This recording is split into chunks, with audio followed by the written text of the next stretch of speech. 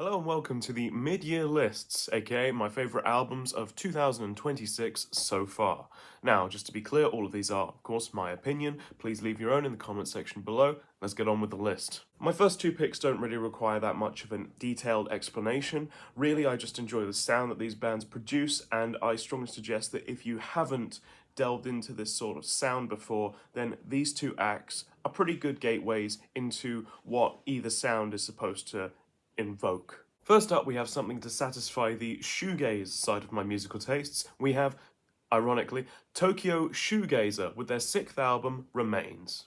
Nothing particularly strong about this one, it's just something that I tended to refer to whenever I was in for that shoegaze mood. It's kind of an all-encompassing thing, not necessarily delving into the kind of radical experimentation you might want from, let's say, one of the trailblazers of shoegaze, but if you just want something that's more clear in its atmosphere and vibe, and you just want to soak your head in just some pure shoegaze, this is the one that I would recommend over some other releases that came around the same time. Next up, we have another album that won't take much to explain, and that's the latest full-length from Tamikres. I think that's how you pronounce it, but again, this is a more traditional blues sort of sound, akin to if you've ever heard Bombino or Tenariwen. It's that kind of traditional African blues, more, I guess I hate using this term, but world music sort of sound. And this latest one, it just has this incredibly rich, like natural production. I love everything about the vibe. It's something that, again, much like Tokyo Shoegazer, it's a sound that if you're not into it, you're not into it, and if you are, well, you're all the way in, and this is definitely one of them. Again, the latest release from Tenariwen is excellent as well, but I just wanted to shout out this Mali-based group as they are a new face, at least to me, and I got a lot of enjoyment out of this. Okay, this next pick is another kind of easy one to talk about in terms of why I enjoy it. It's pretty simple and straightforward, but the context surrounding it is what makes this one particularly poignant, and that is, of course, the last At the Gates album. This one featuring the incredible vocals of Thomas Lindberg, just such a synonymous figure within the melodic death metal scene, and for me it was kind of like a last hurrah, not only for this band, but for also this kind of era of mine where I just got really into melodeath from like the last 5 years. And while I don't think it's necessarily reached that kind of peak that some other albums in the At the Gates discography have had, I think that this one is still a rambunctious and solid release that definitely deserves your time, because just the fact that they put out an album that's still this strong this late in the game really speaks volumes as to how talented they are as a band. It's atmospheric, it's epic, it's cool, it's overwhelming, it's suffocating in its sound, and I think that while The Nightmare of Being and to an extent At War with Reality, they might be from front to back perhaps stronger, I do think that this album definitely holds its own, and at least is in the number 2 or number 3 place in terms of the modern At the Gates output. An output that, mind you, I think is a lot better than people give it credit for. For the longest time, I've always said that every single album, even including To Drink From the Night itself, is a really solid body of work that most other bands would kill to have at this stage in the game. And bless At the Gates for having just such a rock-solid discography. Next up, we have Dinah Ogan with their latest album, which I'm not even going to begin to pronounce, but this is kind of a shift from the other picks on this list, as quite a lot of them revel in the darkness and the dreariness that you might get from those truly sacred albums that come around that have all the praise heaped on them year after year. But with this one, this is very much on the psych pop kind of sound, maybe a little bit of funk in there, but this is definitely more on the happy joy sound of things, and is one of the albums that to me has exemplified the current overwhelming summer that we are having here in the UK. This is, to me, very fitting of the current vibe that we have at the moment, and is one of the few things that's gotten me through it, which is why, for me, it earns a place on this list. Now, this next one was a pleasant surprise for me, and that is the latest release from Tub Ring, entitled State of the Art. Now, for me, I was surprised that they even came out with a new album at all, because their last one was only a couple of years ago, and before that, the last one was in 2017, and even that was kind of a blip that was crowdfunded, so I didn't expect them to release new music so soon. I mean, it felt like they were a band that was on the brink of just not being active anymore, that they were kind of in and out, and they just didn't have the finances to keep going, because they do play really avant-garde, difficult to get into music unless you have the stomach for kind of these jarring stylistic fusions. And the latest one kind of brings up all of those same elements, but again, what Tub Ring excels at is the songwriting. The songs on here are anthemic, are enjoyable, and like I said, if you can get past that initial jolt of what on earth is going on here, what all of these extra instruments and so on, you can really get a kick out of it. It's kind of more like a streamlined version of what you might get from Mr. Bungle or Sleepy Time Gorilla Museum, maybe a little bit more on the catchy punk side of things rather than the heady, nightmarish worlds that those bands inhabit. And now we come to another artist that only discovered this year, and I love it when that happens, Blackwater Holy Light with their latest release. Now, what I really appreciate about this album, beyond the nice raw production and guitar tone that really cuts through, is that this album supplies riffs. And if there's one thing you should know about me, is that I adore guitar riffs, and this one has it in spades. Yes, obviously it is anthemic, it is catchy, it is moody, it has all of the elements that you would come to want from music in this style, but beyond everything, it has really powerful, groovy, and also pummeling guitar riffs, and I'm sold with that.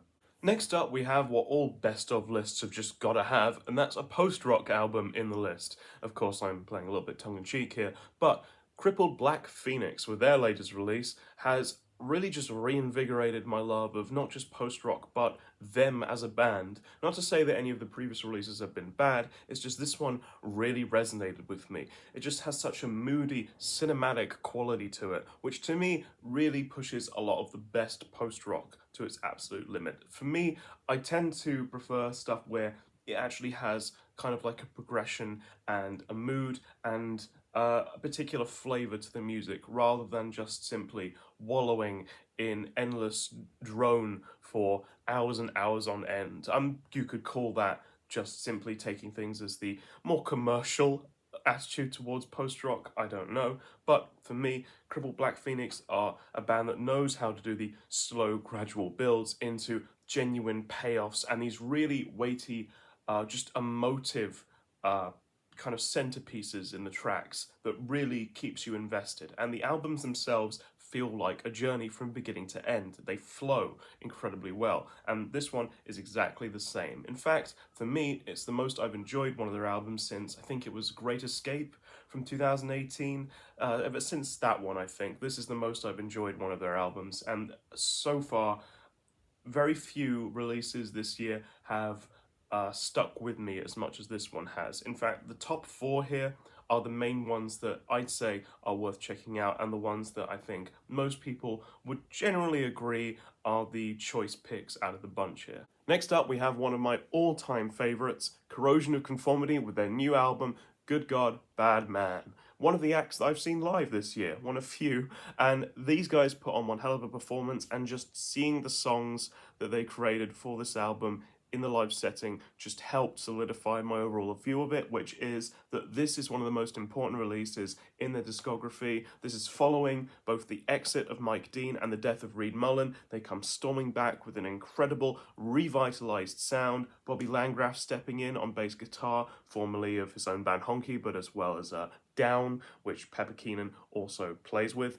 And then you have the beast Stanton Moore on the drums that really just electrifies every song here. Again, with a lot of these other picks, there is a nice range of sounds here. You get more stripped down acoustic fare, like the song Brickman. You get more pummeling, adrenaline-fueled, kind of more punk-adjacent material from Asleep on the Killing Floor, or Give Me Some More, spelled Moore as in Stanton Moore's last name. You get more psychedelic haze and sludgy goodness on tracks like Forever Amplified, or It's You or Me. There's some great dynamics on here. Handcuff County sounds like a ZZ Top song. It's just such an impressive double album, and yes, maybe if it was simply a single, it could have worked just as fine as it is, but as a release that stands on its own, I mean, what more could you ask for? It's just great to have Corrosion of Conformity back, and having this much material kind of makes up for the long wait between releases.